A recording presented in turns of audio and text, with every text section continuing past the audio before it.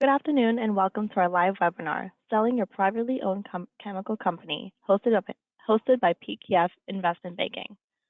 All attendees are in listen mode only. Before we get started, I'd like to go over a few housekeeping items so you know how to participate in today's call.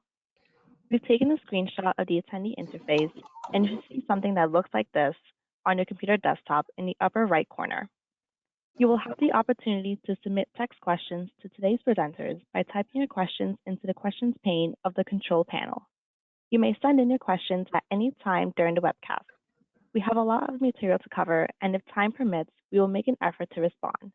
If we cannot get to your questions, a response will be sent post-event. A recording of today's webinar will be made available to you via email a few hours after the event. At the end of the webinar, we do have a very short survey, which will be prompted, and your response is greatly appreciated. At this time, I would like to introduce Robert Murphy, Senior Managing Director with PKF Investment Banking. Bob? Thank you, Harley.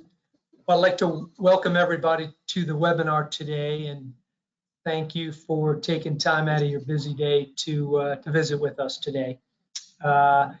I have nearly 30 years investment banking experience working in a multitude of different industry verticals and mainly with privately owned companies.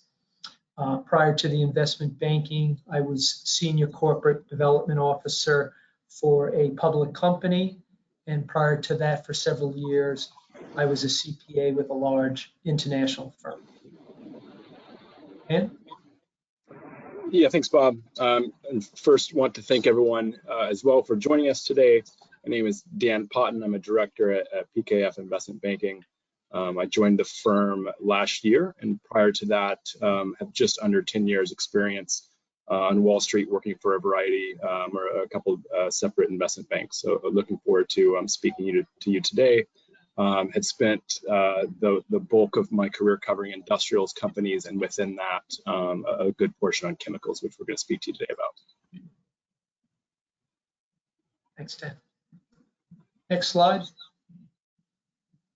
Okay, I'm just going to take really just a few sentences to talk about the firm, and then I'll turn it over to Dan and we'll dig right into the presentation. So PKF Investment Banking, we focus on M&A advisory services on both the sell side and the buy side, and advisory services for capital and debt raises. We mainly focus on privately owned companies in the lower middle market, from 10 million to 200 million in revenue size. The collective team has closed over 200 transactions, and we are part of PKF O'Connor Davies, which is one of the largest accounting and advisory firms in the country, with over 1,400 professionals and about 18 different offices. So thank you for listening to that. Dan, I'll kick it over to you. Yeah, thanks, Bob. So today we're going to cover a number of topics, but it's really split up into two parts. The first part is going to be about chemical sectors, themes for 2023 and the market outlook, as well as recent market performance across the chemical sector. That's both in the public and private markets. And then the second half of the presentation will really be around the sell side process and selling your privately held company. Next slide. Next slide. So the first page here, we're talking about chemical sector themes. And there's really four areas we point out, and these aren't necessarily, the things facing the chemical industry aren't necessarily unique to chemicals, but it's where we thought there was the biggest impact. And this is geopolitical uncertainty, inflationary and macro headwinds. We speak on the end market dynamics, and then finally the M&A landscape. So within geopolitical uncertainty, first is the ongoing Russia-Ukraine war. Obviously, this is affecting a lot of industries, but the impact of this on chemicals is specifically within petrochemicals and commodity chemicals. So we're seeing elevated global feedstocks and energy costs. These are likely to continue impacting the chemical producers and manufacturers. What we have experienced is over the past 2 years an unprecedented ability for the petrochemical names to pass on these high feedstock costs to their customers and to really be able to pass prices over these last 2 years. So while we have significantly high oil and natural gas, heating costs, consumer good prices, these have resulted in record profits. The petrochemicals companies, just recently announced record profits basically across the board for 2022. We expect that to continue at least in the near term into 2023. The next item, very popular topic right now, is reshoring. As the result of the Russia-Ukraine war, China lockdown, supply chain disruptions, really everything we've been facing over the last several years, several companies are looking at options of reshoring. And we had clients talk to us about this. The interesting thing is not only in some of the industries where we would expect to have reshoring be an issue, we also had a meeting, Bob and I, within the past 2 weeks, where it was brought up to us in a sector that we wouldn't expect it to be affected by reshoring, or we wouldn't expect it to be at the top of their minds, and it was. So chemicals companies are shifting operations closer to home to more geopolitically secure locations to mitigate their exposure to these fragmented supply chains. This has the potential to drive deal activity as acquirers reshape their geographic footprint, realign supply chains, and look to build redundant manufacturing capabilities in the US, where feedstocks are generally cheaper. So M&A is often the preferred approach to this reshoring. Greenfield investment can carry significant risk, and the cost and time commitments are generally just too high. So, a lot of companies are looking at ways they can reshore via M&A. Finally is China reopening. So, China just recently announced their abrupt halt to what was over 2 years of, pretty severe lockdowns. It's far too early to realize the full impact of this, but economists are expecting an increase in GDP well sooner than what they originally thought. So one of the biggest likely benefiters of this reopening is U.S. commodity and petrochemical names. As the Chinese import demand increases, there's forecast to be at least a million barrels per day of additional oil required, resulting in a $15 increase to Brent prices. So if again, it's too early to tell, but the impact of this on commodity names in the U.S. will likely be the most significant.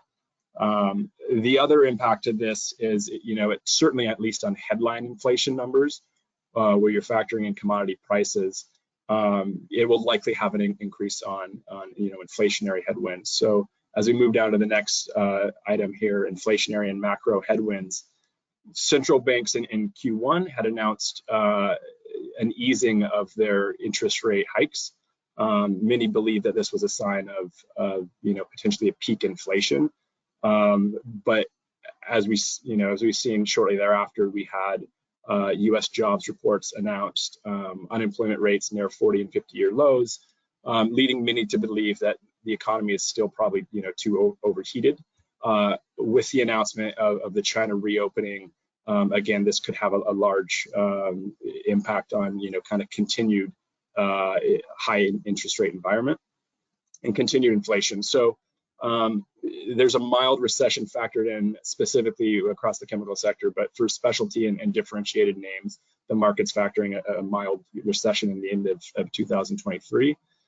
This higher for longer interest rate environment is resulting in weaker than expected demand. So that's the real driver of it right now. Chemicals companies are refocusing their efforts on working capital management. So that's reducing inventory, collecting payments quicker. It's really getting that cash on hand, one, so they're prepared in the case of recession, two, so they have the additional capital in case there's potential investments or acquisition opportunities that present themselves. Next slide. So I touched on a couple of these already, but as we look at in-market dynamics, U.S. housing, construction, industrial manufacturing, other CapEx intensive industries are likely to remain soft, primarily affected by the rising interest rates. U.S. chemicals companies should retain that unprecedented level of selling price increases that they have over the past 2 years, at least in the near term.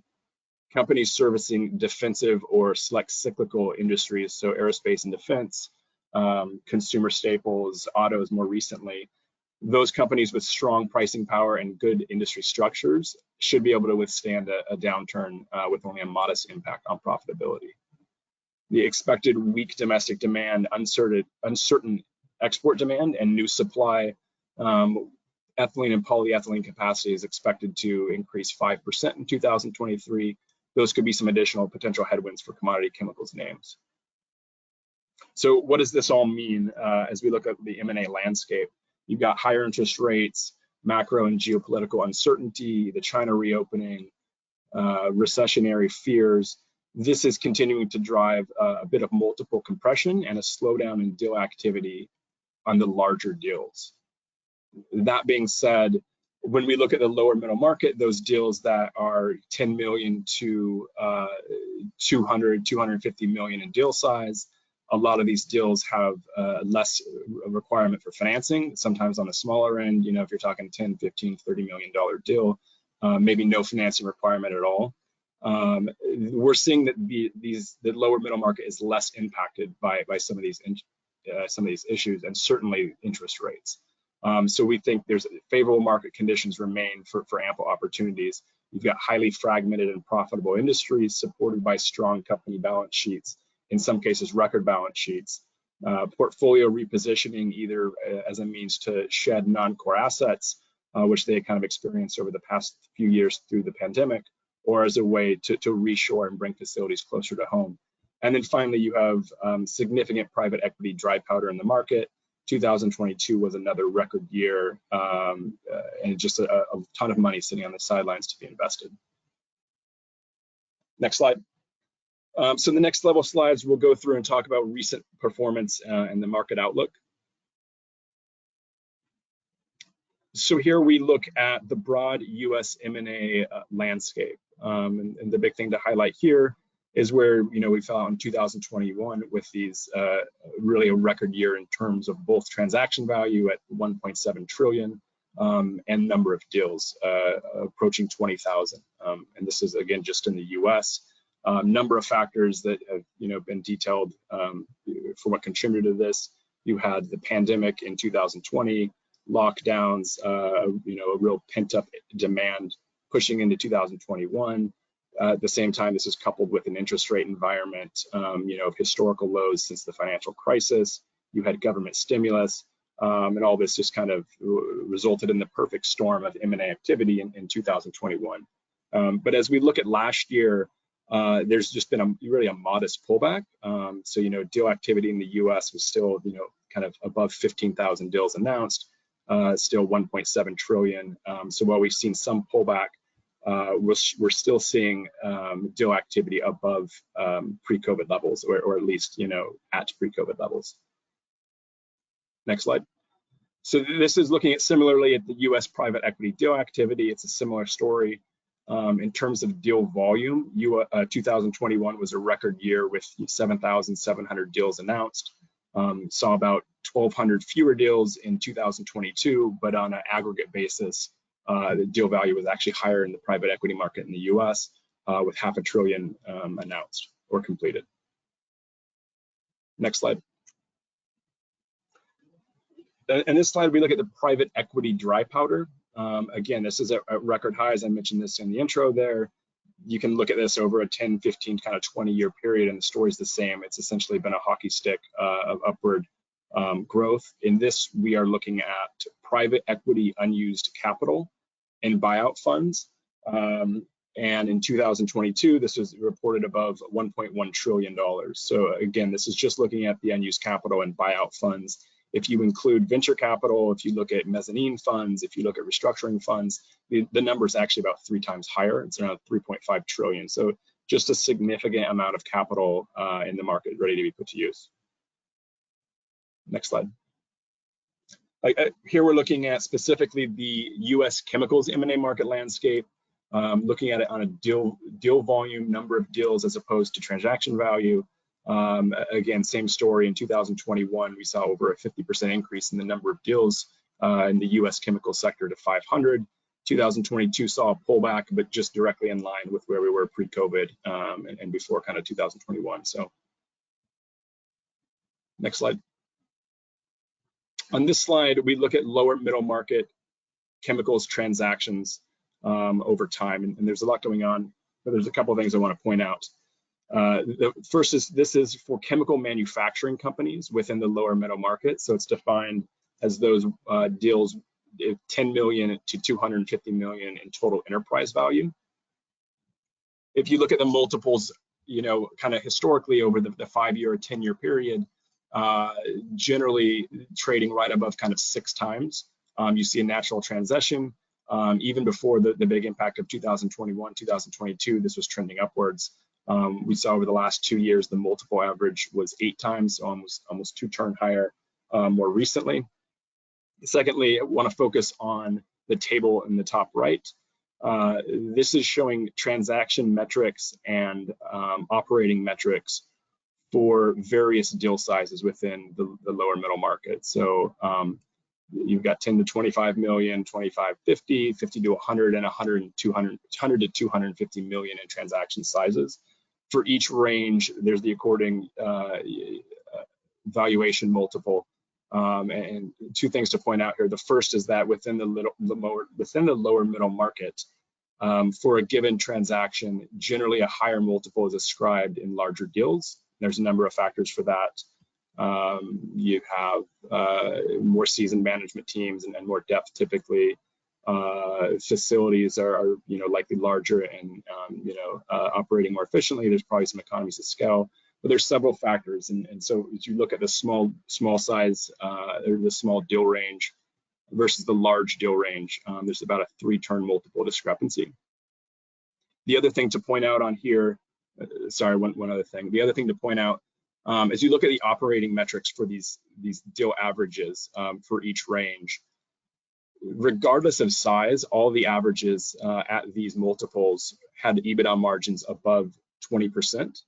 And as you look at the trailing 12-month revenue growth, all of them with the exception of the largest deals had around 10% revenue growth or higher. So it's something to keep in mind. If you're a chemical manufacturing company and you've got 30 million and approximately 30 million of deal size, but your margins are 8% and you're growing at GDP, there's obviously very likely to be a discount applied to where these multiples are. And we'll talk about what you can do to kind of achieve a premium valuation and what's considered kind of a premium valuation a little later on.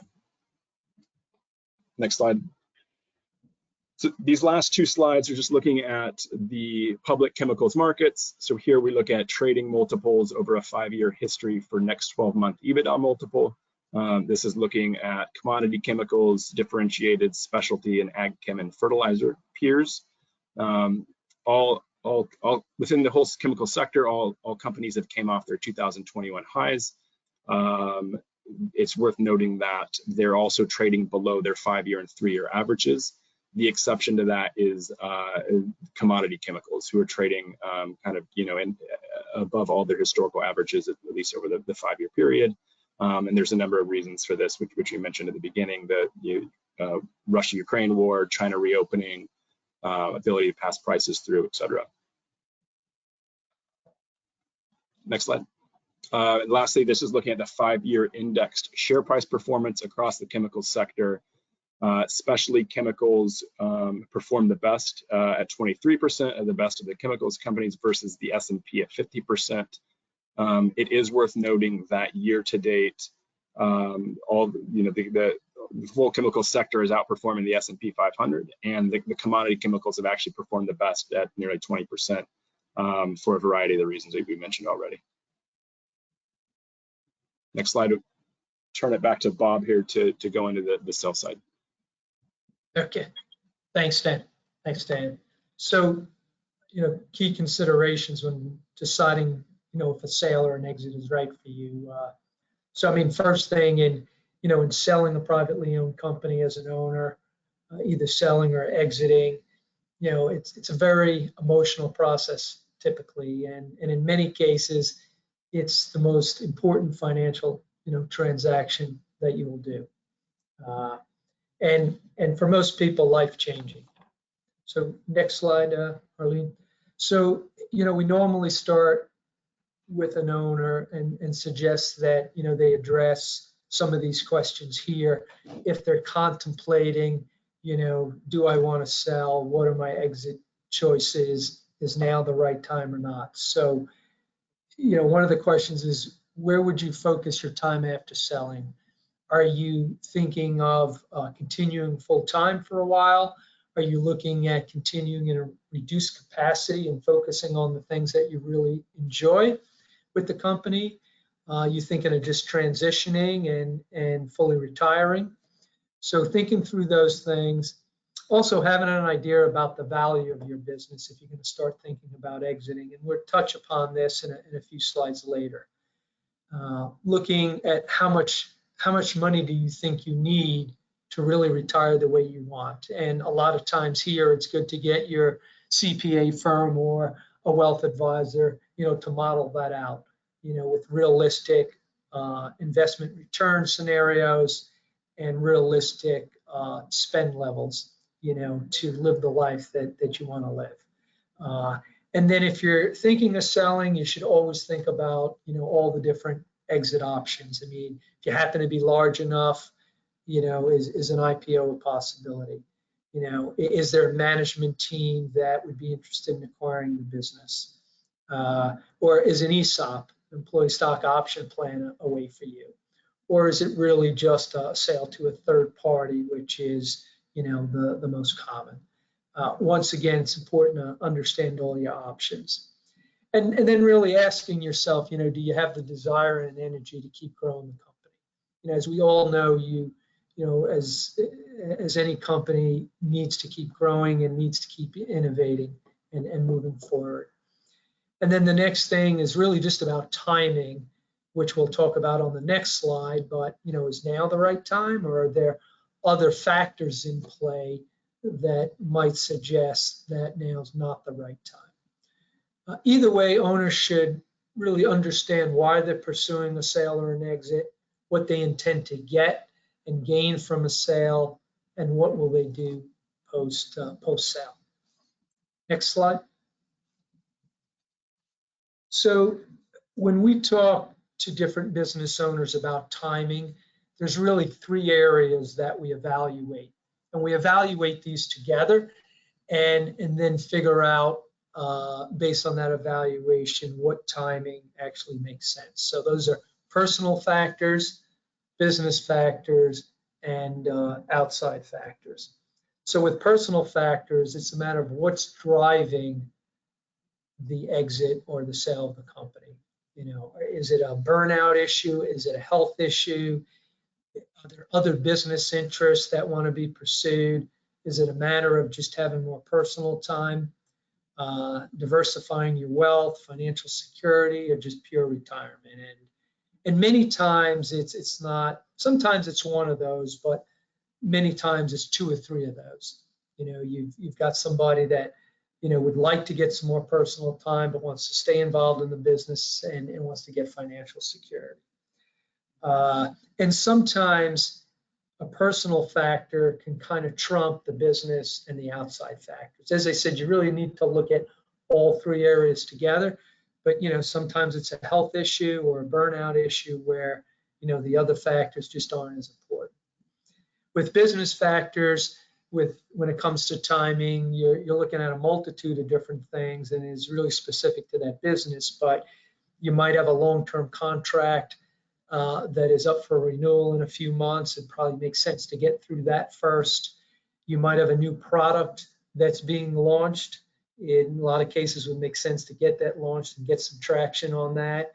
There might be different things that have happened in the business that, the next 12 to 24 months are going to lead to higher margins and profitability, technology developments, and in some businesses, seasonality, and other businesses that are cyclical, and unless there's a driving personal need, you really don't want to be going to market if you're in a cyclical industry and you're kind of in the down period. And then the outside factors, which can be a little harder to evaluate, but just starting with the general M&A market. Is it very active? What are the current valuation multiples? Is there a lot of demand?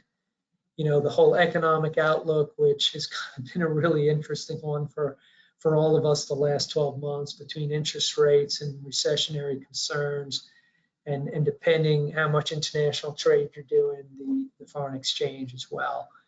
And then once again, and this comes back to the chemical industry as well, with the China reopening and the Russia-Ukraine war to the geopolitical areas. So it's really when, sometimes you can't pick the right timing, but a lot of times there's clearly times that are the right time and clearly times that are not. It's a matter of understanding and evaluating all of these. Next slide. Next slide. So in just preparing yourself for potential exit, I just want to kind of walk you through, and I'll try to do it quickly. We can literally spend an hour, hour and a half on this slide, but I'll quickly take you through a full sell side process. There are times where we'll get involved where there is a very capable owner, very capable buyer talking with an owner, and sometimes we'll step into that situation and negotiate and handle that. But what I'm talking about here is a full process. So we break it down to four silos. The first is preparation, is just getting ready. That can take anywhere from 60 days, sometimes up to 6 or 7 months. So doing a full business review, assembling the right team, looking at the financials, looking to see, can we recast them? Are there personal expenses in the business? Are there one-time events that can get taken out? And so to recast those financials in the best light of what the ongoing real cash flow will be for a future owner. During that process, there'll be a 40, 50-page slide deck prepared called the Confidential Information Memorandum, which will present the history of the company, the operations, the products, the management, the growth opportunities, pretty much everything about the business. During that same time of preparation, one of the key things is going to be identifying and mitigating any potential buyer concerns. And then when that's all ready and the materials are ready, and also during that phase as well, it will be the whole research of identifying all the potential buyers, both domestically and internationally, that makes sense to contact. So with that done, then we move on to the marketing phase, which will tend to be 30 to 45 days, where there's an outreach to buyers. They're signing NDAs, non-disclosures. They're receiving the information memorandum, going through a Q&A process, all leading down to a date where they need to deliver a bid and or an indication of interest. And that bid or indication of interest simply can be a 1 or 2 page, but it's spelling out, hey, this is the value we're thinking, this is the structure, that we're capable of doing this, this is why we're interested. And so at the end of that period, you get these bids in, you evaluate those bids, you determine who's got certainty to close, who has the best fit, who has the best value, and you invite a small number of those in for management meetings. So you move to that third silo there in green, the meetings and negotiation. Could be 3 or 4 buyers, could be 7 or 8, where they'll get access to a data room with further information. They'll get to meet the management, see the facilities, answer additional questions, all with a date and time of where they have to submit a detailed letter of intent. And that detailed letter of intent will typically be 6 or 7 pages detailing out the transaction. Those will get negotiated. You'll typically sign a letter of intent with one party, and then that letter of intent will typically be non-binding. And then you will move to really the closing process, which will typically take 60 to 90 days, unless there's some unusual regulatory challenges to get through. It will, should close in the 60 to 90 days, where the buyer is doing all the confirmatory due diligence, we're drafting documents, negotiating those, and heading to a closing date. So just kind of big picture, that's kind of what a full process is like. Next slide there, Arlene. So clearly being prepared is very important. Once you go to market, the last thing you want to do is be in market, talking to buyers, and have a delay in the process for an issue that comes up that could have been dealt with and resolved before going to market. So, and a delay could lead to a renegotiation or could lead to a deal dying. So getting prepared is very important. This is just a very short list of some key things in the financial, operational, legal sector. But in the financial sector, do you need an audit? No, you don't need an audit, but you need accurate accrual financial statements. You need to be able to generally prepare them on a timely monthly basis. You want to get your receivables and your inventory in order and get your working capital down. You should have at least a detailed budget for the next year, if not projections for a couple of years. Operationally, you clearly, in this case, talking about chemicals, you want to make sure, you're in compliance with all the regulations, and if there are environmental issues, they're being addressed. Clearly, this is an area where, buyers will spend a lot of time on both the EPA and the regulatory side, and also obviously on the environmental due diligence. And then the last, the legal, just making sure all key agreements are properly documented, documentation with customer, vendors, taxes, etc., are all in order. If there's any IP, making sure it's clear who the ownership is. So this is just kind of a quick list, but there's a lot of different things there to consider. Next slide, please, Harlan. So just beyond the basic preparation, I'll just touch upon these quick, kind of 6 key things. So one, we talked about value, obtaining a realistic value range to make sure that up front about what value you should be expecting, and that number is not only acceptable, but will meet your financial goals. Taxes, all business owners, and we all hate paying taxes, so doing the right tax planning up front and how taxes can be minimized, and there you're looking at both the structure of the sale and also your personal taxes and doing estate planning, and there's many things you can look at. Each situation is different, but there's certain things that can be advantageous that need to get done before you even sign a letter of intent. When it comes to growth is a big driving factor of value. So making sure you can articulate a growth plan, working with your investment banker, on getting down to really the specifics of every growth opportunity, whether the ones that you can do or ones that you might not have the capability or the resources, but a buyer could do. Professional advisors, just putting together the right team, the right experienced corporate M&A advisor, your tax advisors, and at some point a wealth advisor. And risk mitigation, we touched upon here. Once again, trying to look at each area that there could be a potential deal concern, buyer concern, and mitigating what you can.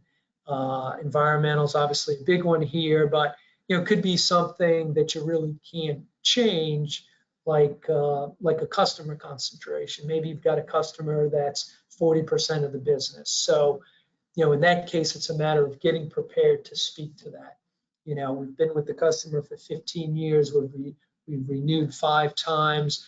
We're an important part of their process, et cetera, et cetera. How do you kind of defend that, that's not really at risk?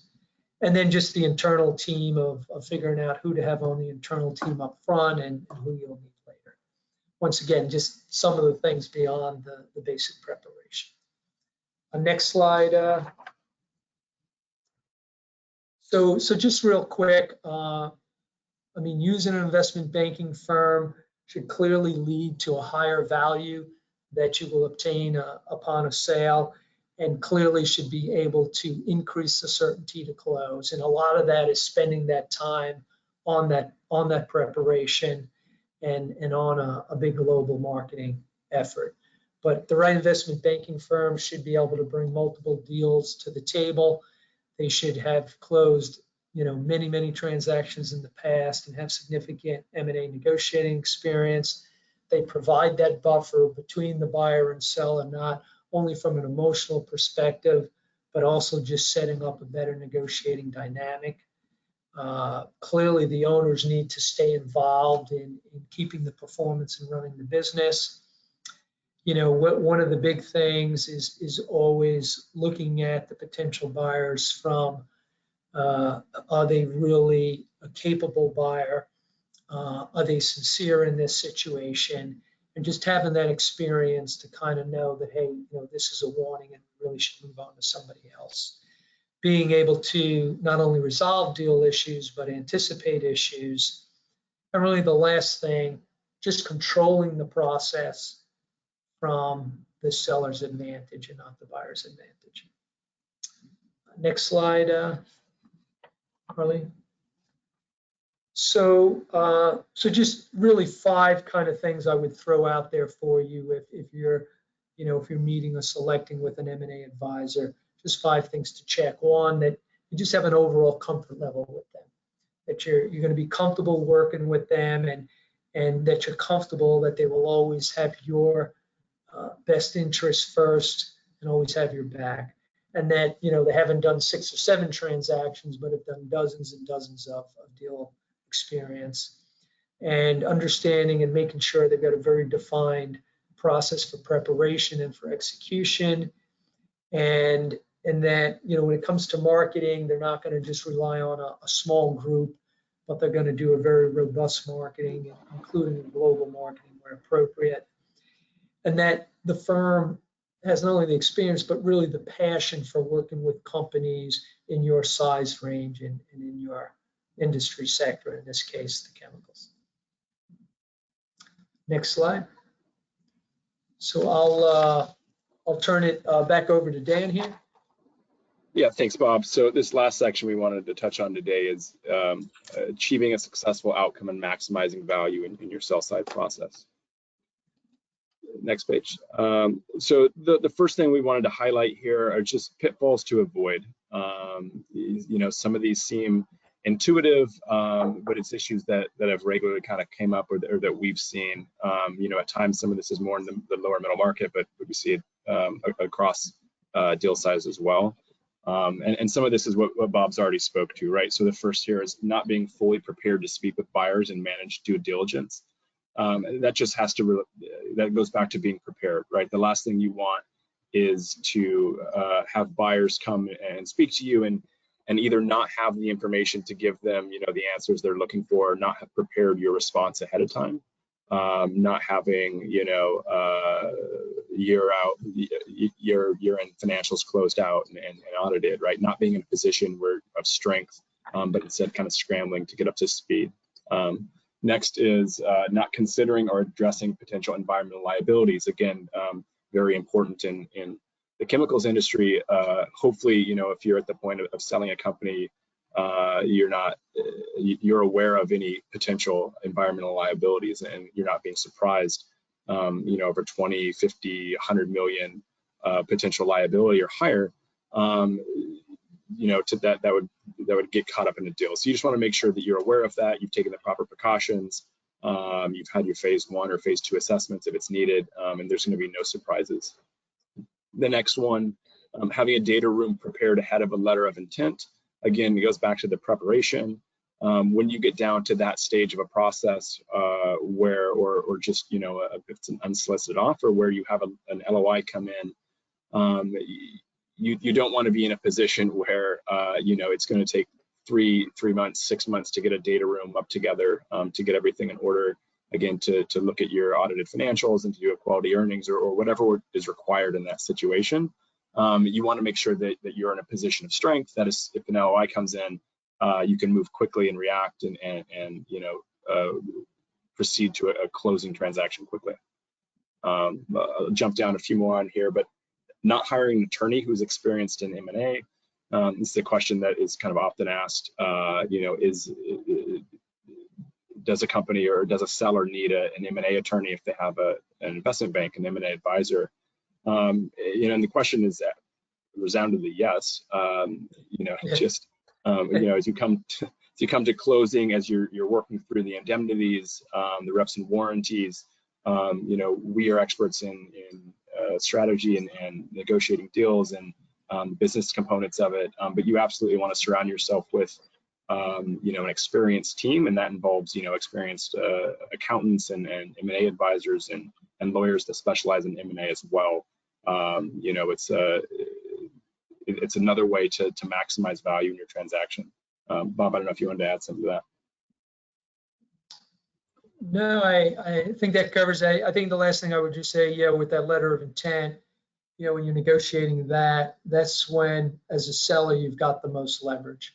After that's signed and it moves forward into confirmatory due diligence, the buyer's got a little more leverage. So clearly that's the time to, to get all the important things into the letter of intent. Next slide. So as you think about valuation, there's a number of metrics and drivers to assess. EBITDA and revenue are the most common. You also see gross profit. There's various guideposts you can use for valuation, and this will vary by industry. And even within the same industry, there's discrepancies, right? Especially chemicals company is going to trade at a higher multiple than a commodity company. But let's say you had, two commodity companies with the same EBITDA. Why might one trade for a higher value than the other? We mentioned size earlier, right? Larger companies typically trade at higher valuation multiples. But that aside, let's say they're similar size. What are some other valuation guideposts here? What is the recent and past growth, right? What is the forecasted growth opportunities? What's the nature of the revenue? Is it recurring? Under contract? Is there a large backlog? Is there a source of stickiness to customer accounts and customer revenue? What are the margins, of course, right? If two companies had the same EBITDA, but one is much more efficient and profitable in converting their sales, that will have a huge impact on valuation. And then there's other factors as well, intellectual property, facilities. What are the state of the facilities and the equipment? Are they state of the art? Will they require intensive, CapEx in the near term? Or are they adequately invested in? What's capacity utilization, right? There's a number of factors that will result in a premium valuation and a valuation, which you're of course trying to get the highest value you can during a sale. If we go to the next slide, I'll go into premium valuations a little more. So here we're looking at the quality premium. And this is the reward in valuation for above average financial performance.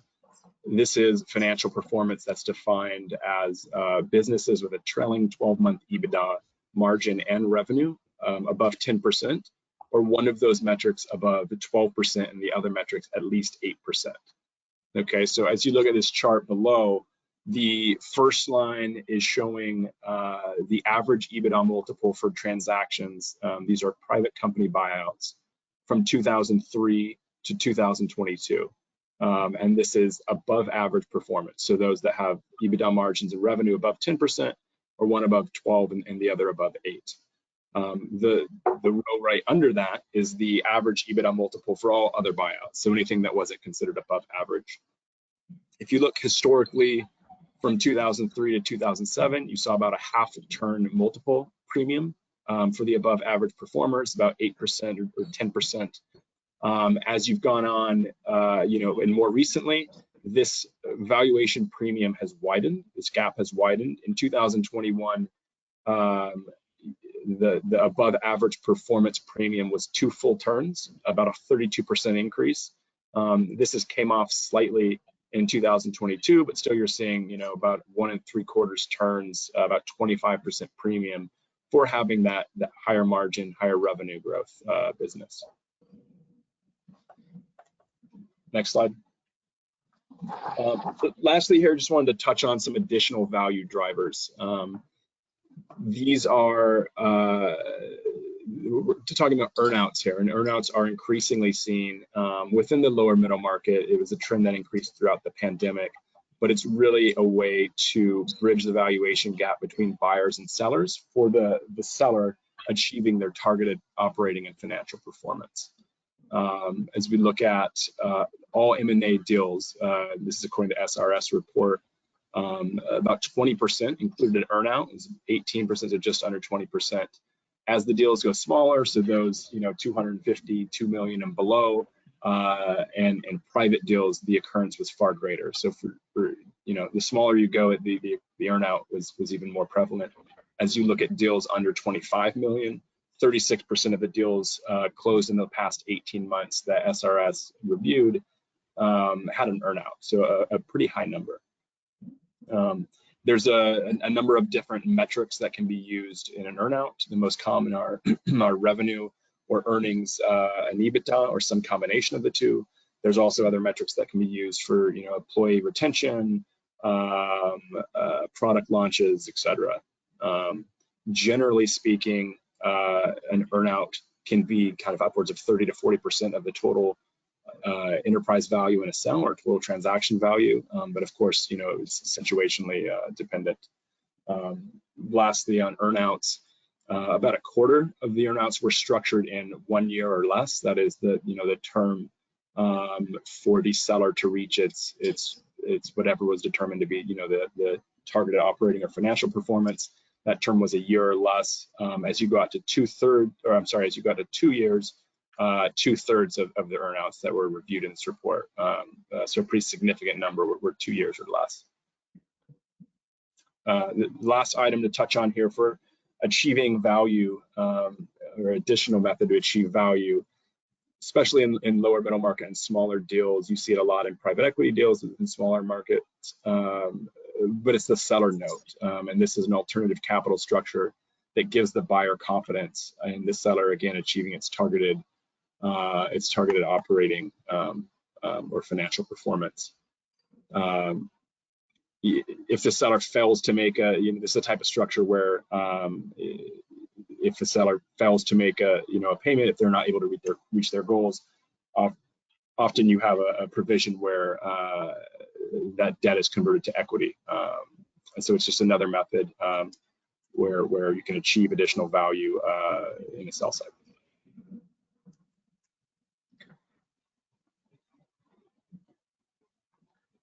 So questions. So I see a couple of questions here. Once again, if somebody wants to submit a question, you should see on your screen there, I think over to the right, click on questions and you can type one in, it will pop up. Let's see, just looking at the questions here. One question is, if a company is involved in an environmental issue or a lawsuit, can the company still be sold? Dan, you want to take that one? Yeah, sure. So the short answer is yes, but the buyer is going to want to be fully indemnified. So what does that mean? If there is a liability there, a phase 1 assessment will have likely been performed, right? You will perform a phase 2 assessment to determine the amount of that liability, and that's going to the buyer is going to want that to be put in escrow. When you talk about so you determine what the liability is, that you set up an escrow for it. When you talk about selling a private company, often the buyer is going to, if not, in most times, the buyer is going to want the seller to be personally indemnified, right? So they're selling a private company, that company ceased to exist, it's bought out. They're going to want to make sure that seller is personally indemnified. Right. And the only other thing I'd add is, in certain cases, there might be insurance that covers it, or there might be some insurance that can be obtained, to cover above a certain amount of indemnity. Another question is, can an M&A advisor or investment banker give an owner a value range, or do you need to hire a valuation firm? I guess I'll take that one, Dan. So clearly, an M&A advisor or investment banker should be able to speak with a company and give them an idea of where a realistic value range is. It is a matter of being able to ask a certain number of questions and understand certain things, and also have a bit of a handle on what the financials look like and what they may look like, at least for 1 or 2 years out. So, but clearly they should be able to do that. If it was a matter of evaluation for purposes of estate or tax purposes, something like that, then you would clearly need to hire a firm that does valuations.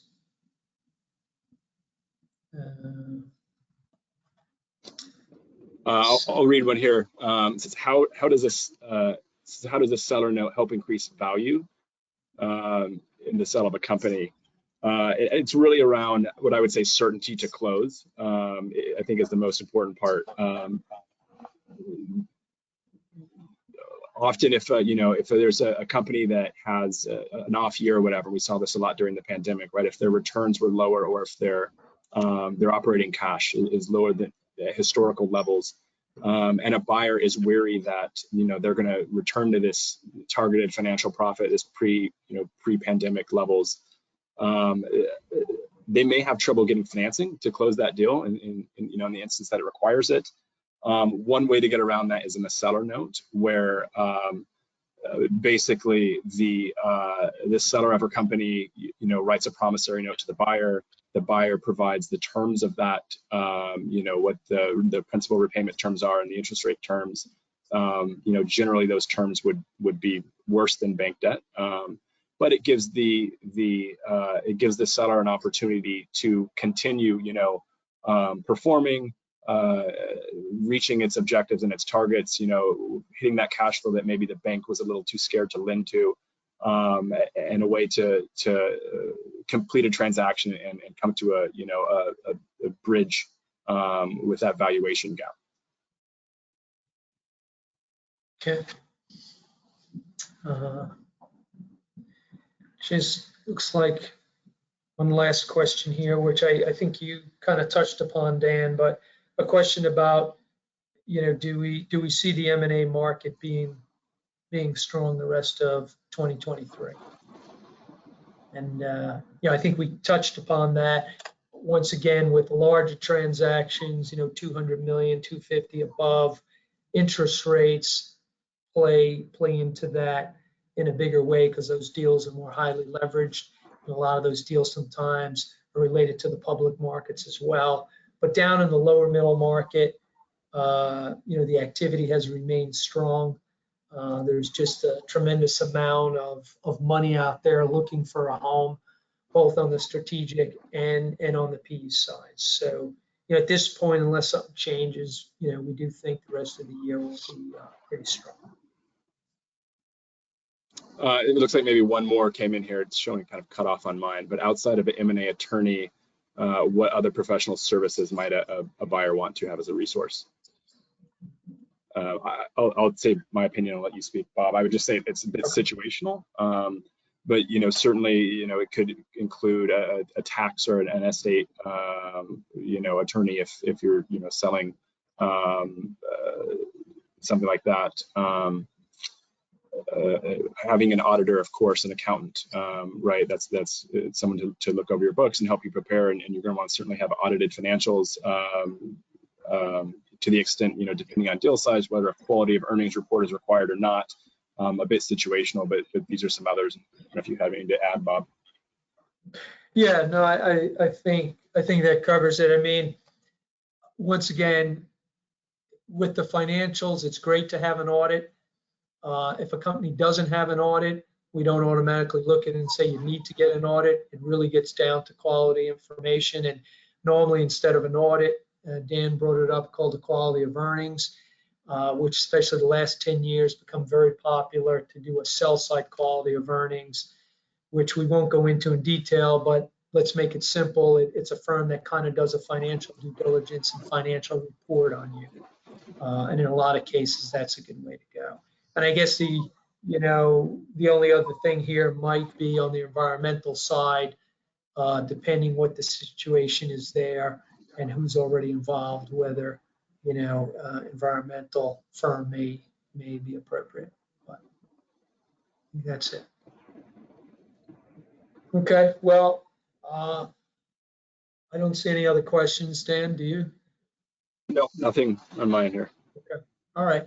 Well, thank you, everybody. As Harleen said, I believe later today they'll send out a recording of the webinar. And if you've got any questions or other things you want to discuss, just feel free to follow up with either Dan or myself. Thank you, everybody. Thank you. Thank you, Bob. Thank you, Dan. Thank you to our speakers. And thank you, everyone, for attending. Please remember to complete the short survey prompted at the close of this webinar. Again, a recording will be made available to attendees via email within the next few hours. Thank you again, and have a great rest of your day.